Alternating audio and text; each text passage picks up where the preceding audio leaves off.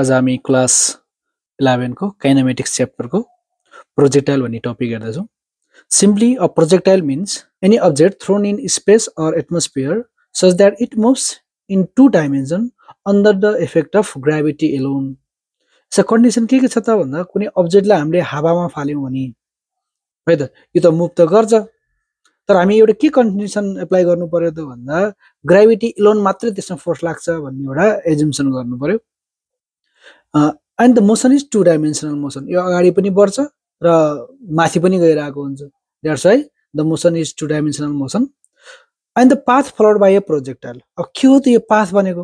Suppose मैले कुनै एउटा अब्जेक्टलाई ढुङ्गालाई कुनै ग्राउन्डबाट यसरी फाल्दिए, फर एक्जाम्पल यसरी फाल्दिए हो, देन इट जब मैले एउटा अब्जेक्टलाई ग्राउन्डबाट फाल्यो भने यसले यस्तो खालको पाथ एटेन्ड गर्छ कुनै एउटा प्रोजेक्टाइलले भने यस्तो खालको पाथलाई हामी we can say that as a ट्र्याजेक्टरी।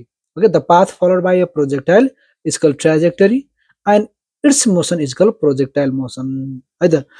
Projectile भन्न सोध्यो भने प्रोजेक्टाइल भनेको एउटा अब्जेक्ट हो।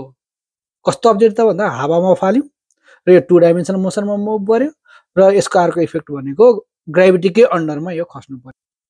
जस्तै इक्जाम्पलको लागि अ ज्याभलिन थ्रो भन्छ, ओलम्पिकहरुमा पनि देखिरह होला javelin throw, a stone thrown from height, bomb thrown from a helicopter, यिन सबै प्रोजेक्टाइलका इक्जाम्पलहरु हुन्। अब प्रोजेक्टाइल त भनियो, तर यस प्रोजेक्टाइलको लागि पनि के एजम्पसनहरु छन्। त्यतिकै यसलाई प्रोजेक्टाइल मोसन भन्न मिल्दैन।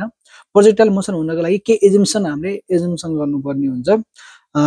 नम्बर 1 मा छ एयर रेजिस्टेन्स इज नेग्लेक्टेड भन्छ है त। मतलब एयर त लाग्छ, प्रत्येक अब्जेक्टलाई हामी अर्थमा के चीज गर्दै छौं भने एयरको प्रेजेन्स त हुन्छ, तर हामीले के गर्नु पर्यो त भन्दा एयर रेजिस्टेन्स छैन भन्ने मानेर यो सबै प्रोजेक्टाइलको हिसाब गर्नु पर्यो। सपोज हामी यो भ्याकुममा गर्दै छौं भन्ने कुरा एजम्पसन गर्नु पर्यो कि अपथ्रस हावाले गर्दा अपथ्रस फोर्स लागेन, बडीको मोसन घटेन है त, भेलोसिटी घटेन भन्ने कुराहरु चाहिँ air resistance is neglected. Second one is the acceleration due to gravity is constant भन्छ।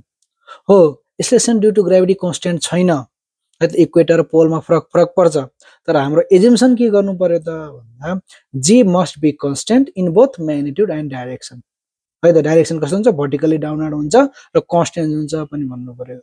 किन यस्तो गर्ने त भन्दा हामीलाई यहाँ स्ट्यान्डर्ड काइनेमेटिक इक्वेसन्सहरु युज गर्नुपर्ने हुन्छ, like s = ut + 1/t² v² = u² + 2s, यस्ता खालको इक्वेसन युज गर्नको लागि एक्सेलरेसन कन्स्टेन्ट हुनुपर्छ। त्यही भएर एक्सेलरेसन कन्स्टेन्ट भनेर हामीले एजम्पसन गर्यौं।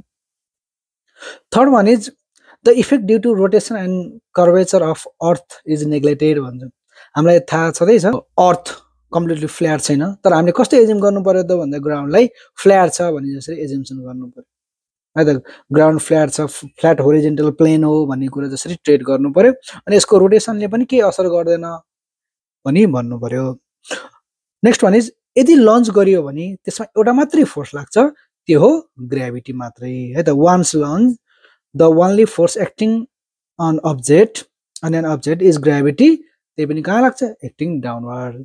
यति एजम्पसन्सहरु फलो गर्यो भने मात्रै हामीले we can say projectile motion र हामीले बल्ल अरु फर्दर यसलाई ट्रिटमेन्ट गर्न मिल्छ।